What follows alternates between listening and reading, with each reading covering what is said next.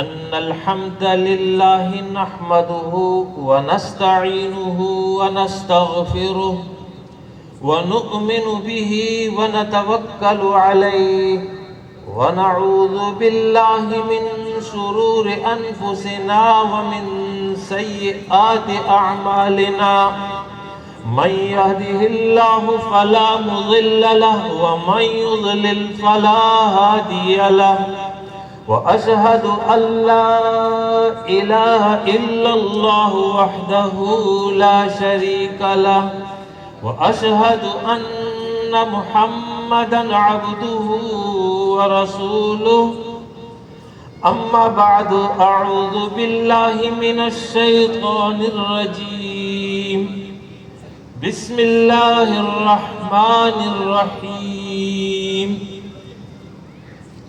كل نفس ذائقة الموت وإنما توفون أجوركم يوم القيامة فمن زحزح عن النار وأدخل الجنة فقد فاز وما الحياة الدنيا إلا متاع الغرور صدق الله مولانا العظيم رب اشرح لي صدري ويسر لي أمري واحلل عقدة من لساني يفقه قولي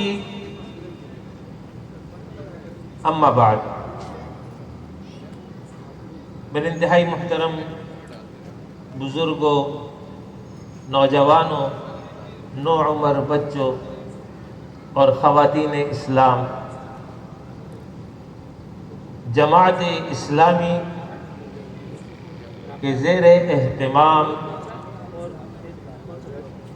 یہ خوبصورت مجلس محفل قرآن اور سنت کے عنوان سے منعقد ہو رہی ہے۔ یہ مجلس علم کی مجلس ہے، یہ مجلس اللہ کے ذکر کی مجلس ہے، یہ مجلس قرب الہی کے حصول کی مجلس ہے، یہ مجلس تزکیہ اور تربیت کی مجلس ہے۔ جیسے بھی میرے بھائی نے درس حدیث میں ایک حدیث آپ کے سامنے قرأت کی، اس میں یہ مضمون موجود ہے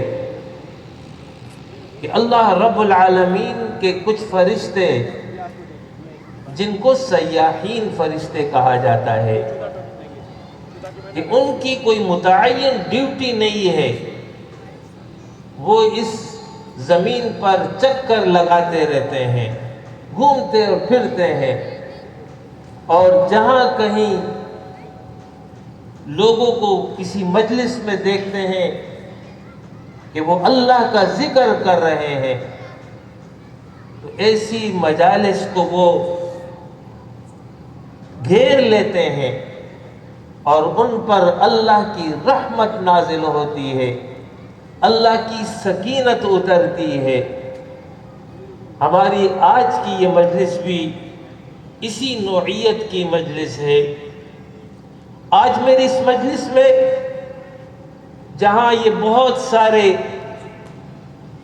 احباب موجود ہیں، خواتین اسلام موجود ہیں، وہاں بہت بڑی تعداد فرشتوں کی بھی موجود ہے، اور اس وقت وہ اللہ کے اس کلام کو سن رہے ہیں۔ خوش قسمت ہے وہ لوگ جنہیں اللہ رب العالمین منتخب کر لیتا ہے، توفیق دیتا ہے کہ وہ اپنے اس وقت کو قیمتی بنا لیتے ہیں اور اس کے ذریعے آخرت کا زاد راہ جمع کر لیتے ہیں۔ یہ مجلس انشاءاللہ تعالی اللہ کی توفیق سے 3 ایام جاری ہے۔ آج اس کا پہلا دن ہے۔ آج کا موضوع فکر آخرت کل کا موضوع حقوق اللہ اور حقوق العباد، اور پھر تیسرے دن کا موضوع امت مسلمہ کی ذمہ داری۔ انشاءاللہ تعالی اللہ کی توفیق سے اللہ اور اس کے رسول کی تعلیمات بیان کروں گا۔ اللہ رب العالمین مجھے بیان کی توفیق عطا فرمائے اور ہم سب کو اس پر عمل کی توفیق عطا فرمائے۔ دین اسلام کے عقائد کہ جس پر آخرت کی نجات موقوف ہے، ان میں 3 عقائد کی اہمیت سب سے زیادہ ہے: عقیدہ توحید، عقیدہ رسالت اور عقیدہ آخرت۔ ان تینوں عقائد کی اپنی اپنی اہمیت ہے اور اس کے اپنے اثرات اور نتائج ہیں۔ دنیا میں عمل کے اعتبار سے، آخرت میں کامیابی کے اعتبار سے، آخرت اہم ترین عقیدہ ہے۔ جتنا یہ عقیدہ مستحضر رہے گا، ذہنوں میں تازہ رہے گا، اسی حساب سے عمل بھی درست رہے گا اور اس کا اثر اور نتیجہ اخروی زندگی میں انسان کو حاصل ہوگا۔ اور جتنا انسان اس آخرت سے غافل ہوگا، اتنا ہی اس کا عمل خراب ہوتا چلا جائے گا اور آخرت کے اعتبار سے اس کے لیے خسارے اور نقصان کا سبب ہوگا۔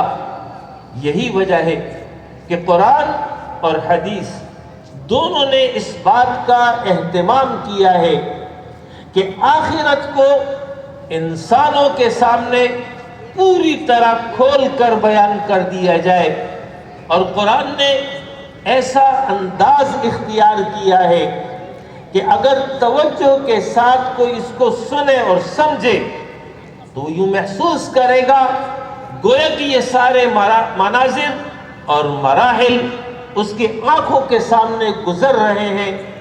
مقصد اور غرض یہی ہے کہ انسان کو اس کی آخرت یاد دلائی جائے تاکہ اسی حساب سے وہ اس کی تیاری کر سکے۔ تو فکر آخرت جتنا یاد رہے گا اتنا اس کا عمل درست رہے گا۔ یہ عقیدہ اگر ذہنوں سے محو ہو جائے پھر دنیا کی کوئی طاقت انسان کو گناہ سے نہیں روک سکتی ہے۔ گناہ سے اس وقت تک انسان رک سکتا ہے جب تک وہ لوگوں کے درمیان ہو۔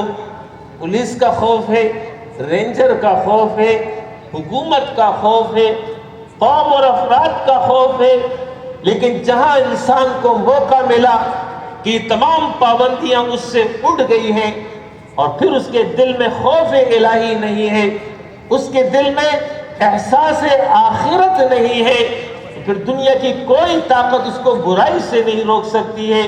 اور آپ نے یہ بارہا سنا بھی ہوگا اور اس جدید وسائل کے ذریعے آپ کے علم میں آتا رہتا بھی ہوگا کہ وہ ممالک جو آج بڑے ترقی یافتہ کہلاتے ہیں، بڑے مہذب کہلاتے ہیں، لیکن ان کا یہ سارا مہذب بنا اس وقت ختم ہو جاتا ہے جب وہاں کہیں حادثاتی طور پر لائٹ چلی جائے، اندھیرا چھا جائے اور وہاں سے جو ہے حکومت کی گرفت ڈھیلی ہو جائے تو پھر انسان حیوانیت کے مقام پر آ جاتا ہے۔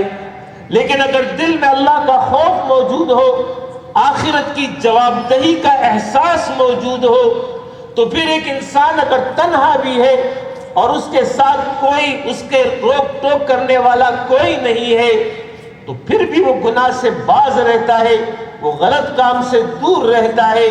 یہ اسی آخرت کی جواب دہی کا احساس اس کو جو ہے اس عمل سے باز رکھتا ہے۔ یہی وجہ ہے کہ اللہ اور اس کے رسول نے اہتمام اس بات کا کیا کہ اہل ایمان کے دلوں میں اللہ کی معرفت بھی ہو، اس کی قدرت، اس کی عظمت کا احساس بھی ہو، اور اسی طرح آخرت کی جواب دہی کی فکر اور احساس بھی اس کے سامنے رہے۔ اسی لیے اس فکر آخرت کا اہتمام اللہ اور اس کے رسول نے کیا ہے۔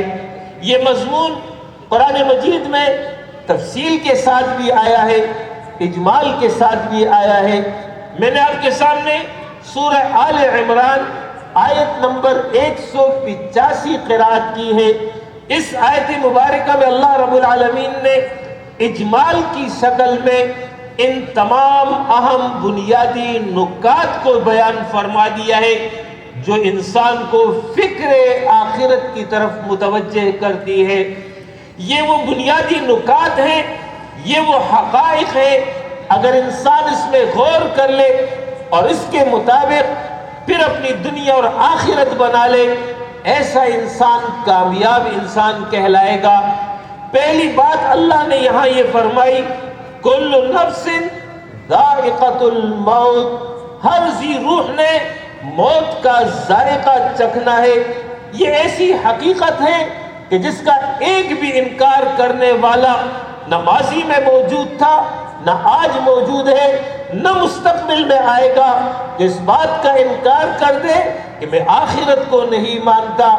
نہیں، تمام انسانیت کا اس بات پر اتفاق ہے کہ یہاں سے تو جانا ہے، مرنا ہے، موت برحق ہے، کوئی اس سے بچ نہیں سکتا۔ اس پر تمام انسانیت کا اتفاق ہے۔ اور بھی بہت سارے حقائق ہیں، لیکن اس پر اختلاف انسانوں کے درمیان ہوا ہے، خود اللہ کے وجود پر اختلاف موجود ہے۔ دہری جو کسی مذہب کے قائل نہیں ہے، ان کا عقیدہ یہ ہے اس دنیا کو بنانے والا کوئی نہیں ہے، یہ حادثاتی طور پر بن گئی ہے، خود بخود چل رہی ہے، نہ بنانے والا ہے نہ چلانے والا ہے۔ اللہ کا انکار کر بیٹھے ہیں۔ بہت سارے ایسے لوگ ہیں جو آخرت کے منکر ہیں، بہت سارے ایسے لوگ ہیں جو قرآن کے منکر ہیں، رسول اللہ صلی اللہ علیہ وسلم کی رسالت کے منکر ہیں۔ حقائق تو یہ بھی ہے، سچ تو یہ بھی ہے، لیکن انکار کر بیٹھے ہیں۔ لیکن دنیا میں آپ کو ایک انسان ایسا نہیں ملے گا جو موت کا منکر ہو اور یہ کہے کہ میں موت کو نہیں مانتا۔ تمام انسانیت کا اتفاق ہے کہ ہاں موت تو برحق ہے۔ یہی وجہ ہے قرآن مجید نے اس کو یقین کے لفظ سے تعبیر کیا، وَاعْبُدْ رَبَّكَ حَتَّى يَأْتِيَكَ الْيَقِينُ، اپنے رب کی عبادت کر یہاں تک کہ تجھے یقین یعنی موت آ جائے۔ تو یہ تو وہ پہلی بات ہے کہ جس پر سب کا اتفاق ہے۔ لیکن موت کے بعد کیا ہوگا، اختلاف یہاں سے شروع ہوا ہے۔ دہری لوگ، جس طرح میں نے آپ کے سامنے ذکر کیا، ان کا تو عقیدہ یہی ہے کہ ایک دفعہ مر گیا، ختم، فنا، اس کے بعد دوبارہ زندگی کا کوئی سوال نہیں ہے۔ انسان کی مثال ایسے ہے جیسے سمندر سے بلبلے اڑتے ہیں، کچھ دیر فضا میں رہتے ہیں، پھر دوبارہ اسی پانی میں مل جاتے ہیں۔ انسان ہے، پیدا ہو رہا ہے، زندگی گزار لیتا ہے، دوبارہ مٹی کی طرف چلا جاتا ہے، اس میں پھر دوبارہ زندگی کے آثار ممکن ہی نہیں ہے۔ یہ دہری لوگ کہتے ہیں۔ مشرکین عرب بھی اس بات کے قائل تھے۔ مشرکین عرب اس بات کے تو قائل تھے کہ پہلی مرتبہ اللہ نے پیدا کیا، وَلَئِن سَأَلْتَهُمْ مَنْ خَلَقَ السَّمَاوَاتِ وَالْأَرْضِ لَيَقُولُنَّ اللَّهُ، آپ ان سے پوچھئے آسمان اور زمین کو کس نے پیدا کیا، تم کو کس نے پیدا کیا؟ اس بات کو تسلیم کرتے تھے کہ اللہ نے پیدا کیا، لیکن اس بات کے منکر تھے کہ ایک دفعہ انسان مر گیا پھر دوبارہ کیسے زندہ ہو سکتا ہے۔ تو عقیدہ دہریوں کا اور مشرکین عرب کا باس بعد الموت میں ایک جیسا ہے کہ یہ انکار کر بیٹھے ہیں۔ جن کو آسمانی کتاب دی گئی ہے اس میں یہود اور نصارہ، ان کے اپنے اپنے عقائد ہیں۔ یہودیوں کا عقیدہ یہ ہے کہ موت کے بعد دوبارہ زندگی ہے، اس لیے کہ ان کی کتاب میں موجود ہے، لہذا قائل ہیں۔ لیکن ان کا عقیدہ یہ ہے کہ ہم انبیاء کی اولاد ہیں، لہذا ہم بڑے عالی نسب سے تعلق رکھتے ہیں۔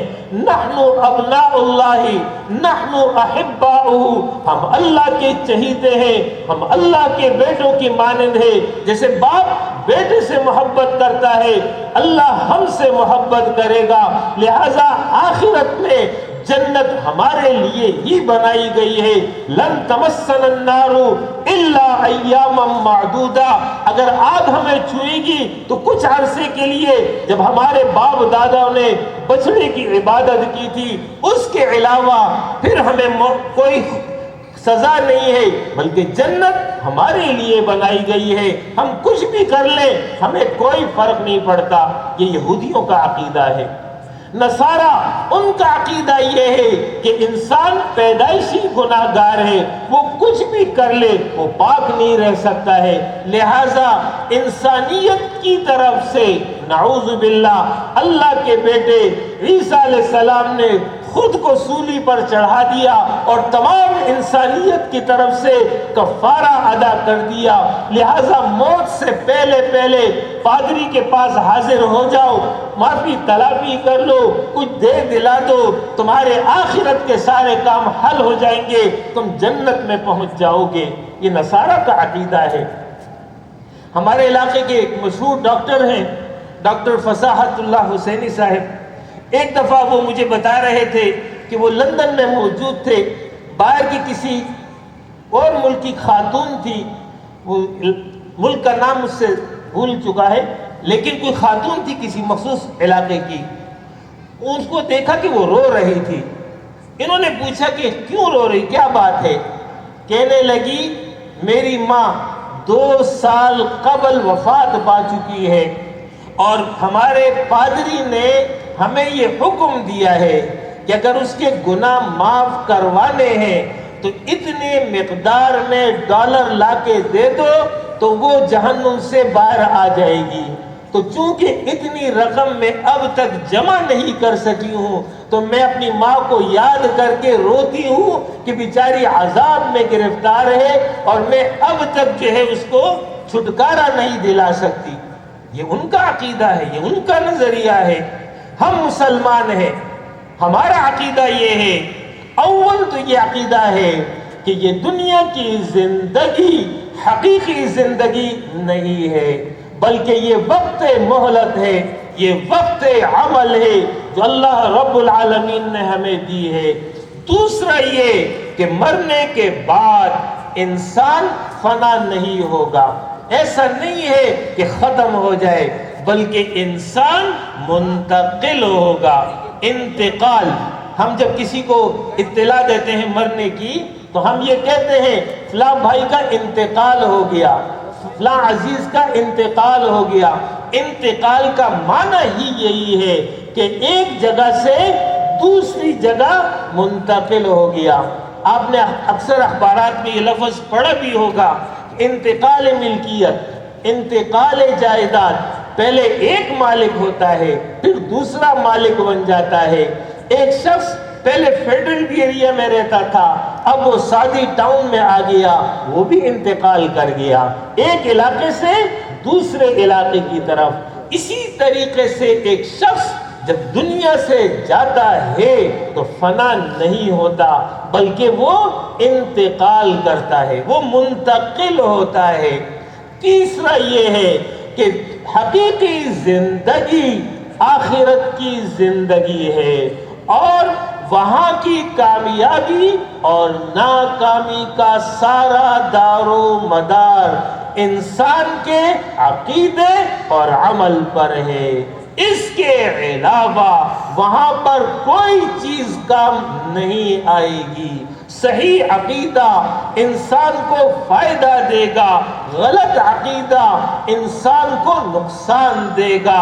اسی بات کو قرآن نے اس طرح بیان کیا، حتی اذا جاء احدهم الموت قال رب ارجعون لعلی اعمل صالحا فيما تركت قال كلا بل هي كلمة وهو قائلها ومن ورائهم برزخ الى يوم يبعثون۔ یہاں تک کہ یہ مشرک کافر، باغی، نافرمان، عاصی بندوں پر موت نہ آ جائے، اس کیفیت میں رہیں گے، اور جب موت آ جائے گی، حقیقت منکشف ہو جائے گی، اس وقت یہ چیخ اور پکار کریں گے، اب ہمیں یقین آ گیا، اے اللہ تو بھی موجود ہے، جنت بھی برحق ہے، جہنم بھی برحق ہے، مجھ سے کوتاہی ہو گئی ہے، ایک مہلت اور دے دیجئے، مجھے واپس لوٹا دیجئے، لعلی اعمل صالحا فیما ترکت، اب میں نیک عمل کر کے آؤں گا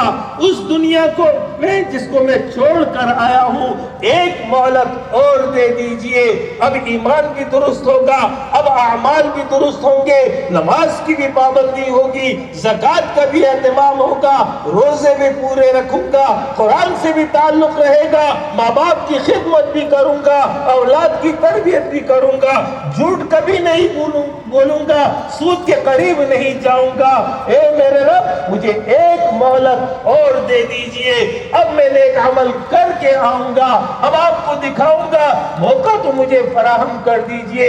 اللہ فرمائے گا کلا، ہرگز نہیں، بل ہی کلمۃ، یہ تو ایک بات ہے جو وہ کہہ رہا ہے، وَمِن وَرَائِهِمْ بَرْزَخٌ، اس کے بعد برزخ کی زندگی ہے، برزخ یعنی قبر کی زندگی ہے، اب اس نے قبر میں اپنی مدت پوری کرنی ہے، اِلَىٰ يَوْمِ يُبْعَثُونَ، دوبارہ اٹھائے جانے تک اس برزخ کی زندگی میں رہے گا، اور جب یہ وقت ختم ہو جائے گا، فَإِذَا نُفِخَ فِي الصُّورِ فَلَا أَنْسَابَ بَيْنَهُمْ، جب سور پھونک دیا جائے گا اس دن لوگوں کے درمیان کوئی نسب نہیں رہے گا۔ یہ مطلب نہیں ہے کہ باپ باپ نہ رہا، بیٹا بیٹا نہیں رہا، نہیں، باپ اور بیٹے تو موجود ہوں گے، لیکن باپ بیٹے کے کام نہیں آئے گا، بیٹا باپ کے کام نہیں آئے گا، فَلَا أَنْسَابَ بَيْنَهُمْ، لوگوں کے درمیان نسب نہیں ہوگا۔ وہاں کیا چیز کام آ رہی ہے؟ اللہ فرما رہا ہے فَمَنْ ثَقُلَتْ مَوَازِينُهُ، جس کا پلڑا اس دن بھاری ہو گیا، فَأُولَئِكَ هُمُ الْمُفْلِحُونَ، وہ لوگ کامیاب ہو گئے، وَمَنْ خَفَّتْ مَوَازِينُهُ، جس کا پلڑا اس دن ہلکا ہو گیا، فَأُولَئِكَ الَّذِينَ خَسِرُوا أَنفُسَهُمْ، یہ وہ لوگ ہیں جنہوں نے اپنی جانوں کو خسارے اور نقصان میں ڈال دیا، فی جہنم خالدون، جہنم میں یہ لوگ ہمیشہ ہمیشہ رہیں گے۔ ہمارا یہ عقیدہ ہے، انسان کا عمل اس کو نجات دے گا، انسان کا عقیدہ اس کو نجات دے گا، لہذا پہلی بات اللہ نے یہ فرما دی کل نفس ذائقۃ الموت، سب انسانوں نے مرنا ہے، پھر کیا ہوگا؟ ثم الینا ترجعون، پھر پلٹ کر کے لوٹ کر کے میری طرف واپس آؤ گے، ایسا نہیں کہ غائب ہو جاؤ گے، ایسا ممکن نہیں ہے۔ افحسبتم انما خلقناکم عبثا وانکم الینا لا ترجعون، اے انسانوں کیا تمہارا یہ گمان ہے میں نے تمہیں عبث پیدا کر دیا اور تم پلٹ کر کے لوٹ کر کے واپس میری طرف نہیں آؤ گے؟ ایسا ممکن ہی نہیں ہے، پلٹ کر کے لوٹ کر کے میرے پاس آؤ گے۔ لقد جئتمونا فرادا، آگے نا میرے پاس تنہا، اکیلا، اللہ فرمائے گا قیامت میں، اور جو شخص دنیا سے جاتا ہے اس وقت خطاب ہو جاتا ہے لقد جئتمونا فرادا کما خلقناکم اول مرہ، آگے نا میرے پاس اکیلے تنہا، جس طرح دنیا میں نے تمہیں اکیلے تنہا بھیجا تھا، آج واپس پلٹ آئے ہو۔ لہٰذا ایک انسان جب دنیا سے جاتا ہے خالی ہاتھ جاتا ہے، خالی جیب جاتا ہے، کوئی مددگار، کوئی معاون، کوئی ساتھی نہیں ہوتا، جو کچھ اس نے کمایا ہے سب کچھ پیچھے چھوڑ جاتا ہے، اس کا عمل اس کے ساتھ جاتا ہے۔ اسی بات کو رسول اللہ صلی اللہ علیہ وسلم نے اس طرح بیان کیا ہے کہ جب مردے کو قبر کی طرف لے جاتے ہیں تین چیزیں زیادہ سے زیادہ ساتھ جاتی ہیں۔ نمبر ایک، اس کے اہل و عیال ساتھ جاتے ہیں، دوست اور احباب ساتھ جاتے ہیں۔ نمبر دو، اس کا مال اس کے ساتھ جاتا ہے، نمبر 3 اس کا عمل ساتھ جاتا ہے۔ 3 چیزیں ہیں، اس سے زیادہ چیز نہیں ہوتی ہے۔ لیکن پھر کیا ہوتا ہے؟ دوست، احباب اور رشتہ دار سب واپس اپنے گھروں کی طرف لوٹ جاتے ہیں۔ ایسا نہیں ہوتا ہے۔ ماں اگر دفن ہو رہی ہے، بیٹا یہ کہہ رہا ہو اماں جان آج کی رات میں تمہارے ساتھ رہوں گا، باپ جا رہا ہو بیٹا یہ کہہ دے ابا جان آج کی رات اس قبر میں تمہارے ساتھ ہوں گا، بیوی جا رہی ہو شوہر رہنے کے لیے تیار ہو، نہیں کوئی بھی ساتھ نہیں رہتا، سب واپس اپنے گھروں کی طرف لوٹ جاتے ہیں۔ دوسرا اس کا مال ہے، اس کا مال اس کے ورثاء کے درمیان تقسیم ہو جاتا ہے۔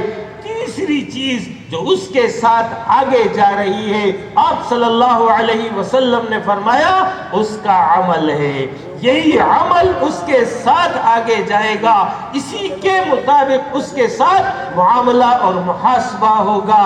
اسی لیے اللہ رب العالمین نے اہل ایمان کو متوجہ کیا، متنبہ کیا، یا ایھا الذین آمنوا اتقوا اللہ ولتنظر نفس ما قدمت لغد، اے ایمان والو اللہ سے ڈرتے رہو، ہر شخص یہ جائزہ لے لے، ہر شخص یہ دیکھ لے ما قدمت لغد، آنے والے دن کے لیے کیا بھیج رہا ہے۔ بھیج تو رہا ہے لیکن کیا بھیج رہا ہے؟ آج جائزہ لے لو، آج محاسبہ کر لو۔ وہ 5 لازمی سوالات جو ہر انسان سے ہوں گے، ان سوالوں کی کیا تیاری ہے؟ پہلا سوال، بتاؤ زندگی کہاں گزاری؟ یہ نہیں کہہ سکتے کہ میری جوانی، میری زندگی، میری عمر، میں جو چاہوں کروں۔ اللہ نے پیدا کیا، یہ 60 سال، یہ 80 سال، یہ 90 سال، یہ 100 سال کی زندگی اللہ نے دی ہے۔ اس کے بارے میں اللہ پوچھے گا، بتاؤ اس زندگی کو کہاں گزار دیا؟ دوسرا سوال جوانی کے بارے میں ہوگا۔ جوانی جو انسانی زندگی کی اصل عمر ہے، 15 سے 40 سال کا عرصہ، اس عرصے میں انسان شباب میں ہوتا ہے، قوت اور طاقت اور صلاحیت کا حامل ہوتا ہے۔ اس حوالے سے خصوصی سوال اللہ کرے گا، بتاؤ اس جوانی کو کہاں ضائع کیا ہے، اس کو کہاں لگایا ہے؟ یہ تو وہ مرکزی سوال ہیں، اور اس کے ضمن میں اور بہت سارے متعدد سوالات ہوں گے۔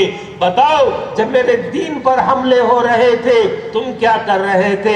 جب میرے دین کو کمزور کیا جا رہا تھا تم اس وقت کیا کر رہے تھے؟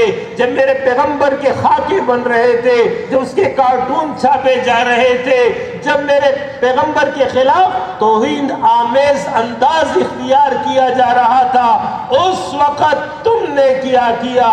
تم نے اپنی جوانی کہاں لگا دی؟ تم نے اپنی صلاحیت کہاں کھپا دی؟ اقامت دین کے لیے تم نے کیا کام کیا؟ اظہار دین کے لیے تم نے کیا کام کیا؟ تحفظ دین کے لیے تم نے کیا کام کیا؟ دفاع دین کے لیے تم نے کیا کام کیا؟ اشاعت دین کے لیے تم نے کیا کام کیا؟ یہ سوال تو لازمی ہوگا، اس بارے میں اللہ پوچھے گا۔ یہ عمر میں نے دی تھی، یہ جوانی میں نے دی تھی۔ لَتُسْأَلُنَّ يَوْمَئِذٍ عَنِ النَّعِيمِ، ایک ایک نعمت کے بارے میں اللہ سوال کرے گا، اس نعمت کو کہاں استعمال کیا؟ پورا کا پورا آڈٹ اللہ لے گا۔ وہاں پر انسان چھپ نہیں سکتا، وہاں پر سفارش نہیں کرا سکتا۔ ذرا تصور میں تو لائیے، ذرا سوچ میں تو سامنے لائیے، وہ عالمی اجتماع جہاں آدم علیہ السلام سے لے کر کے آخری انسان تک سب کے سب موجود ہوں گے، وہی تو حقیقی عالمی اجتماع ہوگا۔ اس عالمی اجتماع میں انسان کی حالت کیا ہوگی، کیفیت کیا ہوگی؟ دائیں دیکھے گا تو اس کا عمل نظر آئے گا، بائیں دیکھے گا تو اس کا عمل نظر آئے گا۔ کوئی ساتھی نہیں، کوئی مددگار نہیں، کوئی دوست نہیں، نہ ماں باپ کام آئیں گے، نہ رشتہ دار کام آئیں گے، اور براہ راست اللہ مکالمہ کر رہا ہوگا، براہ راست اللہ سوال کر رہا ہوگا۔ کیا حالت ہوگی انسان کی، کیا کیفیت ہوگی انسان کی؟ بتاؤ زندگی کہاں گزار دی، بتاؤ جوانی کہاں کھپا دی؟ تیسرا سوال ہوگا بتاؤ مال کیسے کمایا؟ یہ سوال نہیں ہے مال کیوں کمایا، نہیں، اللہ نے اس سے منع نہیں کیا ہے، حلال اور طیب مال جتنا کما سکتے ہو کما لو، سوال یہ ہوگا کمایا کیسے ہے، حلال طریقے سے کمایا ہے حرام طریقے سے کمایا ہے، اس کے بارے میں اللہ سوال کرے گا۔ چوتھا سوال یہ ہوگا بتاؤ اس مال کو خرچ کہاں کیا ہے؟ یہ نہیں کہہ سکتے میرا مال میری مرضی، نہیں، یہ مال تو اللہ کا دیا ہوا ہے، اس حوالے سے بھی سوال ہوگا، صحیح جگہ لگایا غلط جگہ لگایا، اللہ کی رضا میں لگایا اللہ کی ناراضگی میں لگایا، دین کی سربلندی کے لیے لگایا، اس بارے میں بھی اللہ سوال کرے گا۔ پانچواں سوال ہوگا بتاؤ جو علم تھا اس پر عمل کتنا کیا ہے؟ یہ علم قرآن کی صورت میں موجود ہے، یہ علم رسول اللہ صلی اللہ علیہ وسلم کی تعلیمات کی صورت میں موجود ہے، یہ علم اہل علم کی صورت میں موجود ہے، علماء کی صورت میں موجود ہے۔ درس قرآن ہوتے تھے، محافل سیرت ہوتے تھے، محافل قرآن و سنت منعقد ہوتے تھے، محافل دورہ تفسیر منعقد ہوتے تھے، محافل دورہ قرآن منعقد ہوتے تھے، بتاؤ کتنا فائدہ لیا ہے؟ جب تمہیں بلایا جاتا تھا، جب تمہیں پکارا جاتا تھا، جب تمہیں دعوت دی جاتی تھی، تم نے ان مجالس سے کتنا فائدہ حاصل کیا ہے، کتنا اپنا تزکیہ اور کتنی اپنی تربیت کی ہے؟ یہ وہ 5 لازمی سوالات ہیں، جب تک ان سوالوں کے جواب بندہ نہ دے دے رب کے دربار سے اس کے قدم ہل نہ سکیں گے۔ اسی لیے اللہ فرما رہا ہے وَلْتَنْظُرْ نَفْسٌ مَا قَدَّمَتْ لِغَدٍ، ہر شخص اپنا جائزہ لے لے آنے والے دن کے لیے وہ کیا کر رہا ہے۔ کل انسان عمل کو محتاج ہو جائے گا لیکن انسان اپنے عمل میں اضافہ نہیں کر سکے گا۔ آج جو وہ کما رہا ہے بس یہی اس کے کام آئے گا۔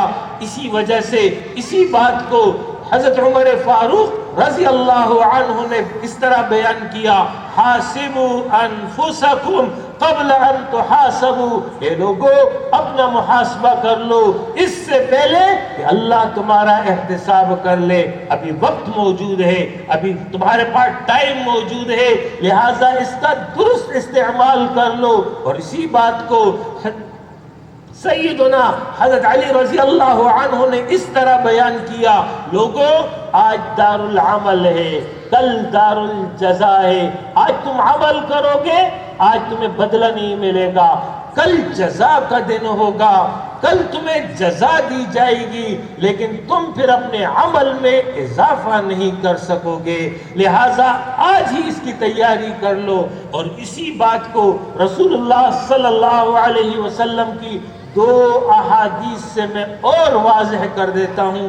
ایک موقع پر آپ صلی اللہ علیہ وسلم نے اپنے صحابہ سے پوچھا، اے میرے صحابہ مجھے بتاؤ مفلس کس کو کہتے ہیں؟ صحابہ نے عرض کیا اللہ کے رسول مفلس وہ ہے جس کے پاس درہم نہ ہو دینار نہ ہو، وہی مفلس ہے، وہی غریب ہے۔ آپ صلی اللہ علیہ وسلم نے فرمایا تم نے دنیا کے مفلس کو بیان کیا، حقیقی مفلس تمہیں بتا دوں، حقیقی مفلس کون ہوگا؟ فرمایا قیامت کے دن یہ شخص آئے گا، اس کے پاس نیکیاں ہوں گی، نماز کی نیکی ہے، روزی کی نیکی ہے، حج کی نیکی ہے اور عبادات کی نیکیاں ہیں، لیکن اس نے کسی کا حق دبایا، کسی کا پیسہ کھایا، کسی کی غیبت کی، کسی پر بہتان لگایا، کسی کے بارے میں بدگمانی کی، کسی کو اذیت اور تکلیف پہنچائی۔ جو حقدار ہوں گے اللہ کے دربار میں اس کے خلاف مقدمہ دائر کریں گے۔ اللہ فرمائے گا آج انصاف کا دن ہے، سب کے ساتھ انصاف ہوگا۔ انصاف کا پیمانہ کیا ہے؟ پیمانہ یہی نیک اعمال ہوں گے۔ اللہ فرشتوں کو حکم دے گا اس کی نیکیاں لو اور اس کے حقداروں میں تقسیم کر دو، نیکیاں تقسیم ہو جائیں گی اور پھر اس کے بعد بھی حقدار باقی رہ جائیں گے۔ فرشتے عرض کریں گے اے اللہ حقدار باقی ہیں، نیکیاں ختم ہو چکی ہیں۔ اللہ فرمائے گا اب برعکس کرو، جتنے حقدار باقی ہیں ان کے حق کے مقدار میں ان حقداروں کے گناہ لے کر کے اس شخص کے اوپر ڈال دو. پھر اس کے بعد وہ شخص جو نیکیاں لے کر آیا تھا، نیکیاں ختم ہو چکی ہیں، گناہوں کا انبار اس پر پڑا ہوگا، حکم ہوگا لے جاؤ اس کو جہنم کی طرف دھکیل دو. آپ صلی اللہ علیہ وسلم نے فرمایا یہ ہے مفلس، جس کے پاس آخرت میں نیکی نہیں رہے گی. نیکی کی اہمیت ایک اور حدیث کے ذریعے واضح کر دیتا ہوں. آپ صلی اللہ علیہ وسلم نے فرمایا لوگوں تم دعا کرو، تمہاری دعا رد نہیں ہوتی ہے، جو تم مانگتے ہو وہ تمہیں ضرور ملے گا، لیکن اس کی مختلف شکلیں ہیں. پہلی شکل یہ ہے جو تم نے مانگا بعینہ ہی وہ تمہیں مل جائے. دوسری صورت یہ ہے اس سے بہتر تمہیں مل جائے. تیسری صورت یہ ہے کہ کوئی بلا، کوئی مصیبت، کوئی بیماری، کوئی حادثہ تم پر آ رہا تھا، اس دعا کے نتیجے میں اللہ اس کو دور کر دیتا ہے. قبولیت دعا کی یہ تین شکلیں اس دنیا سے تعلق رکھتی ہیں. قبولیت دعا کی چوتھی صورت وہ یہ ہے، آپ صلی اللہ علیہ وسلم نے فرمایا ایک شخص اللہ کے دربار میں آئے گا، اس کو اس کی نیکیاں دی جائیں گی، اسے یاد آ جائے گا ہاں یہ نماز کی نیکی ہے، یہ روزے کی نیکی ہے، یہ دیگر عبادات کی نیکی ہے، ماں باپ کی خدمت کی نیکی ہے، اولاد کی تربیت کی نیکی ہے. ساری نیکیاں اسے یاد رہیں گی، لیکن کچھ اور نیکیاں نظر آئیں گی، اس کا عمل اسے یاد نہیں ہوگا. اللہ سے پوچھے گا اے میرے رب باقی نیکیاں تو مجھے یاد ہیں، کچھ نیکیاں ایسی نظر آ رہی ہیں اس کا عمل مجھے یاد نہیں ہے، یہ کس وجہ سے مجھے دی گئی ہیں؟ اللہ فرمائے گا اے میرے بندے تو نے مجھ سے دعا کی تھی، اس وقت وہ دعا قبول کرنا تیرے حق میں بہتر نہیں تھا، وہ میں نے آخرت کے لیے ذخیرہ کر دی، آج میں وہ تجھے نیکی کی صورت میں دے رہا ہوں. بندہ جب یہ سنے گا کہ میری وہ دعا جو آخرت میں میری وہ دعا جو دنیا میں قبول نہیں ہوئی آج نیکی کی صورت میں مجھے مل رہی ہے، تو کہے گا کاش دنیا میں میری کوئی دعا قبول نہ ہوتی، آج میری نیکیوں میں اضافہ ہو جاتا. وَلْتَنْظُرْ نَفْسٌ مَا قَدَّمَتْ لِغَدٍ، ہر شخص اپنا جائزہ لے لے وہ آنے والے دن کے لیے کیا کر رہا ہے. آپ صلی اللہ علیہ وسلم نے فرمایا جو شخص دنیا سے جاتا ہے نادم ہوتا ہے. صحابہ نے عرض کیا اللہ کے رسول ندامت کی وجہ کیا ہے؟ آپ صلی اللہ علیہ وسلم نے فرمایا کہ نیک مومن بندہ جب جنت میں داخل ہو جاتا ہے تو جنت اس کی نیکیوں کی سبب کی وجہ سے اس کا درجہ بڑھتا چلا جاتا ہے. اس جگہ رک کر کے پہلے اس مسئلے کی وضاحت کر دوں. جنت میں داخلہ اللہ کے حکم کے تحت ہوگا، اللہ کا حکم ہوگا تو جنت میں جا سکے گا. ذالک فضل اللہ، یہ اللہ کا فضل ہوگا، جسے وہ چاہے جنت میں داخلہ کر دے. تو داخلہ جنت اللہ کے فضل پر ہے، لیکن جب ایک مرتبہ جنت میں داخل ہو گیا تو جنت میں 100 درجات ہیں. ان درجات کا تعین انسان کا عمل کرے گا، تو درجات عمل کی بنیاد پر ہے، داخلہ حکم الہی پر ہے. لہذا جب مومن بندہ جنت میں جائے گا تو اس کے عمل کے حساب سے اس کا درجہ متعین ہوگا. اس جگہ وہ سوچے گا کہ دنیا میں وہ وقت مجھے میسر تھا، اس میں نیکی کر سکتا تھا، وہ نیکی اس وقت میں نے نہیں کی، کاش کہ میں اس وقت نیکی کر جاتا، آج میرے درجے میں اضافہ ہو جاتا. یہ تو اس وجہ سے نادم ہے. اور جو گناہگار بندہ ہے جو جہنم کی طرف چلا گیا وہ اس پر نادم ہے کہ کاش کہ دنیا میں اپنی اصلاح کر لیتا، آج اس عذاب میں گرفتار نہ ہوتا.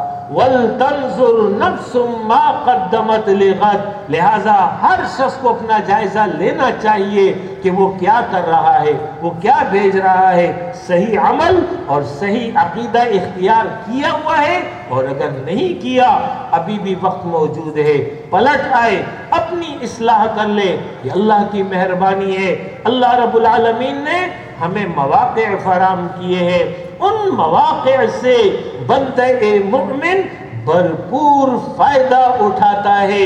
ان مواقع میں ایک موقع ماہ رمضان المبارک ہے۔ یہ رمضان المبارک جس کی راتیں بھی بڑی قیمتی ہیں، جس کے دن بھی بڑے قیمتی ہیں، لہٰذا ایک بندہ مومن کو اہتمام اس بات کا کرنا چاہیے کہ شب و روز اللہ کی عبادت میں بسر ہو، نیکیوں میں اضافہ ہو، وہ روزہ بھی رکھے، وہ نمازوں کی بھی پابندی کرے، وہ صدقات کا بھی اہتمام کرے، وہ ذکر و اذکار، وہ قرآن کی تلاوت، ان تمام اعمال خیریہ میں اپنے آپ کو مشغول رکھے۔ یہی چیزیں اس کے لیے آخرت میں فائدے کا سبب ہوں گی۔ رسول اللہ صلی اللہ علیہ وسلم کے دور میں ایک موقع پر دو اشخاص آتے ہیں، ایک ساتھ اسلام قبول کرتے ہیں، اور پھر اس کے بعد ایک ان میں بڑا مجاہد ہے، بڑا غازی ہے، بالآخر وہ شہید ہو جاتا ہے، اور اس کے ٹھیک ایک سال کے بعد اس کا جو دوسرا ساتھی ہے وہ طبعی موت پر دنیا سے چلا جاتا ہے۔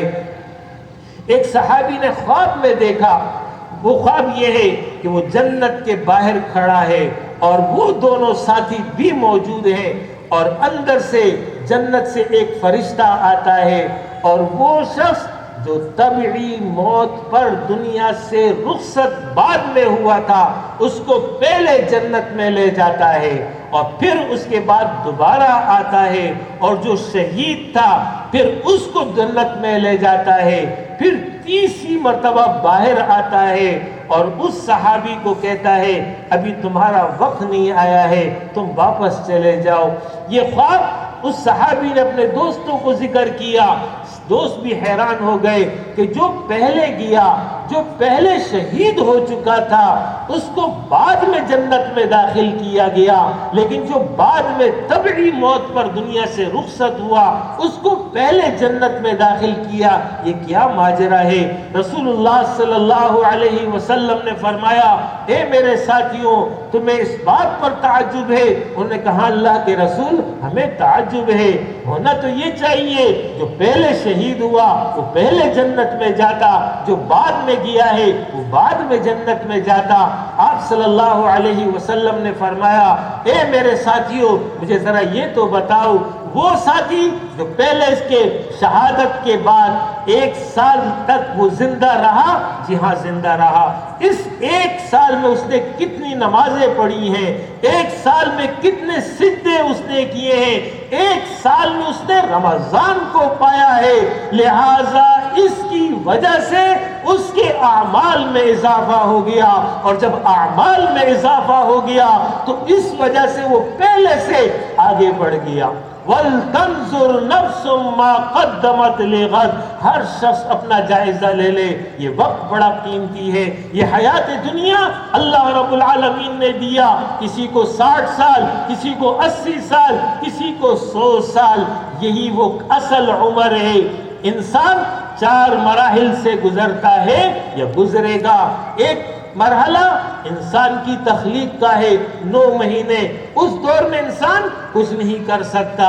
دوسرا مرحلہ جب وہ دنیا میں آتا ہے، یہ کم سے کم بھی عمر ہوتی ہے، زیادہ سے زیادہ 80 سال، 90 سال، 60 70 میکسیمم عمر ہے، یہ وہ عمر ہے، اس میں انسان جو کچھ کرے گا یہی عمر اس کے عمل۔ تیسرا مرحلہ جب وہ قبر میں جائے گا وہاں پر اس کو فائدہ دے گا، قبر میں انسان کچھ نہیں کر سکے گا، اور جب میدان حشر میں حساب اور کتاب ہوگا اس کے بعد لامتناہی دور شروع ہو جائے گا، ختم نہ ہونے والا دور ہوگا، موت کو بھی موت آ جائے گی۔ وہ آخری مرحلہ ان 3 مرحلوں سے کئی گنا، اس کا تو کوئی حساب ہی نہیں ہے، بڑا ہے، لہذا ان 4 مراحل میں پہلا مرحلہ تخلیق کا ہے، اس میں انسان کچھ نہیں کر سکتا۔ تیسرا مرحلہ قبر کا ہے، اس میں انسان کچھ نہیں کر سکتا۔ چوتھا مرحلہ یہ انسان کو نتیجہ والا دور ہوگا، اور اس کے لیے یہ جو دوسرا مرحلہ ہے دنیا کی زندگی سے تعلق رکھتا ہے، یہی اس پر اس کا دار و مدار ہے۔ لہٰذا اس دنیا کی زندگی کی قدر کرنا چاہیے، اس زندگی کو لہو لعب میں، فضول لغویات میں ضائع نہیں کرنا چاہیے، اس زندگی کو اس شان سے گزارنا چاہیے اس کے نتیجے میں اللہ کی رضا حاصل ہو سکے، اس کے نتیجے میں جنت حاصل ہو سکے۔ اس لیے فرما دیا وَإِنَّمَا تُوَفَّوْنَ أُجُورَكُمْ يَوْمَ الْقِيَامَةِ، تم کو تمہارے اعمال کا پورا پورا بدلہ قیامت کے دن دے دیا جائے گا۔ فَمَنْ زُحْزِحَ عَنِ النَّارِ وَأُدْخِلَ الْجَنَّةَ فَقَدْ فَازَ، جو جہنم کی آگ سے دور کر دیا گیا، جنت میں داخل کر دیا گیا، اللہ فرما رہا ہے فقد فاز، وہ کامیاب ہو گیا۔ یہ ہے وہ اصل کامیابی جس کو قرآن نے بیان کیا۔ ایک کامیابی کا پیمانہ اہل دنیا کا ہے، اہل دنیا کا پیمانہ ایک کامیابی یہ ہے، کسی کو مال مل جائے کہتے بڑا کامیاب انسان ہے، کسی کو اقتدار مل جائے کہتے بڑا کامیاب انسان ہے، کسی کو شہرت حاصل ہو جائے بڑا کامیاب انسان ہے۔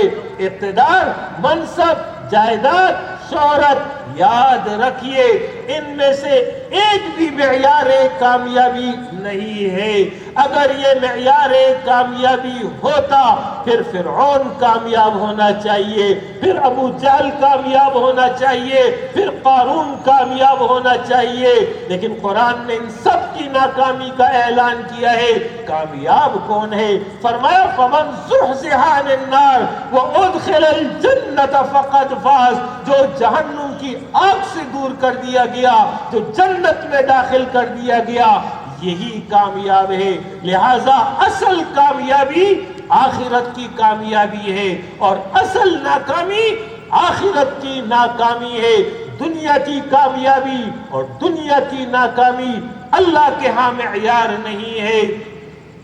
اور چوتھی اور آخری بات اللہ نے یہ بیان فرما دی کہ وَمَا الْحَيَاةُ الدُّنْيَا إِلَّا مَتَاعُ الْغُرُورِ، اے لوگو یہ دنیا کی زندگی سامان ہے دھوکے کا، کہیں تمہیں غافل نہ کر دے، یہ دنیا کی رنگینیاں تمہیں اپنی آخرت سے دور نہ کر دے۔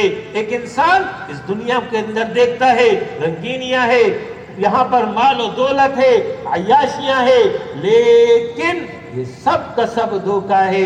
اس کی مثال اس طرح ہے، ایک انسان خواب دیکھتا ہے، خواب میں مختلف مناظر اس کے سامنے آ رہے ہیں، کہیں باغیچے میں بیٹھا ہوا ہے، کہیں ہوا میں اڑ رہا ہے، کہیں پانی میں تیر رہا ہے، کچھ دیر گزرتی ہے پھر اس کی آنکھ کھل جاتی کہ اوہو یہ تو میں بستر پہ لیٹا ہوا ہوں۔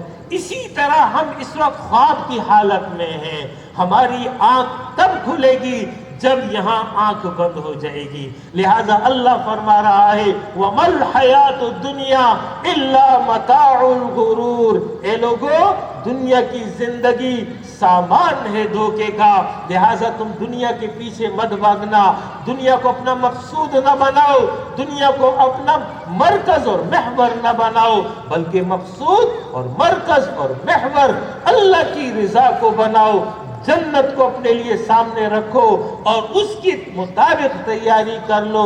لہٰذا کامیاب انسان وہ ہے جو اس دنیا کی زندگی سے آخرت کے لیے سامان کر لے۔ لہٰذا اللہ فرما رہا ہے کہ لوگو وَمَا الْحَيَاةُ الدُّنْيَا إِلَّا مَتَاعُ الْغُرُورِ۔ الحمدللہ اللہ رب العالمین کا ہم پر بہت بڑا احسان ہے، اس نے ہمیں ایمان کی دولت سے نوازا ہے۔ اس سے زیادہ قیمتی دولت دنیا میں دوسری کوئی نہیں ہے۔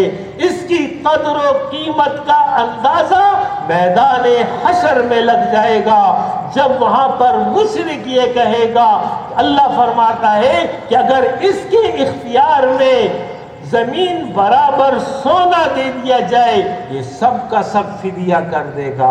اور چاہے گا کہ اس جہنم سے مجھے نجات مل جائے، وہاں پر کوئی شے کام نہیں آئے گی، ایمان کام آئے گا۔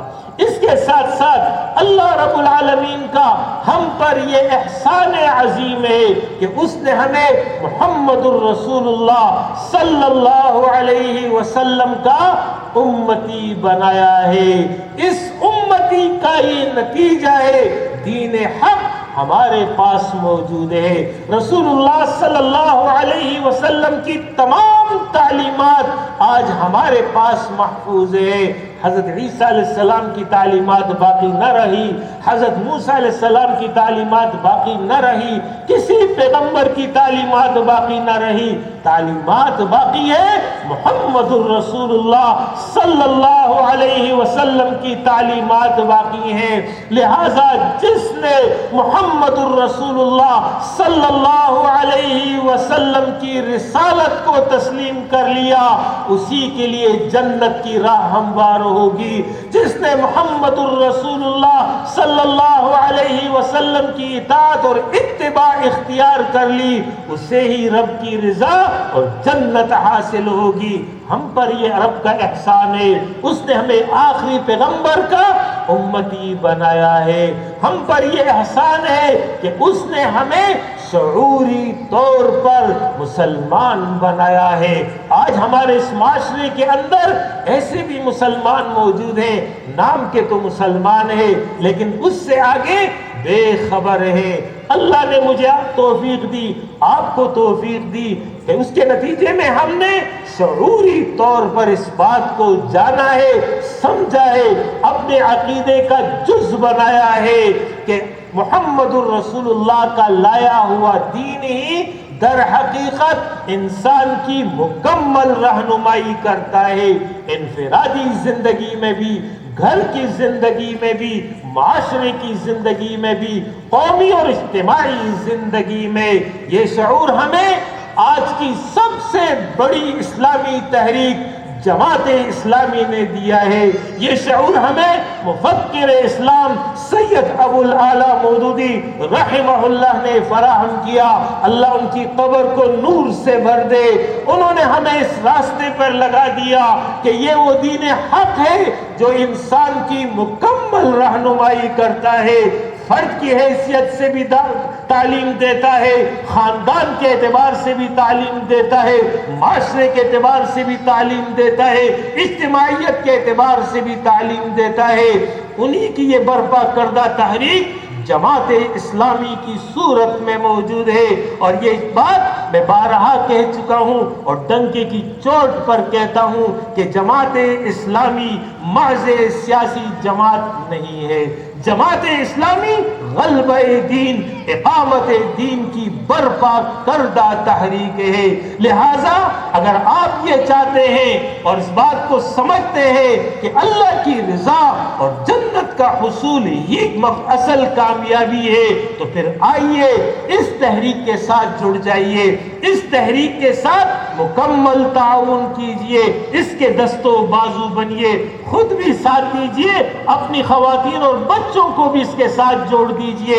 یہ ہے وہ فکر آخرت۔ اس کے نتیجے میں انشاءاللہ تعالی دنیا بھی اچھی ہوگی اور آخرت بھی اچھی ہوگی۔ جماعت اسلامی کا نصب العین یہ ہے کہ ہم عملاً اقامت دین کی جد و جہد میں مصروف ہیں اور حقیقتاً اللہ کی رضا اور جنت کا حصول ہمارے پیش نظر ہے۔ لہذا فکر آخرت آپ کو یہ دے رہا ہوں کہ آئیے اس بہترین تحریک کا ساتھ دے دیں، انشاءاللہ تعالی آخرت آپ کی بن جائے گی۔ وآخر دعوانا ان الحمدللہ رب العالمین۔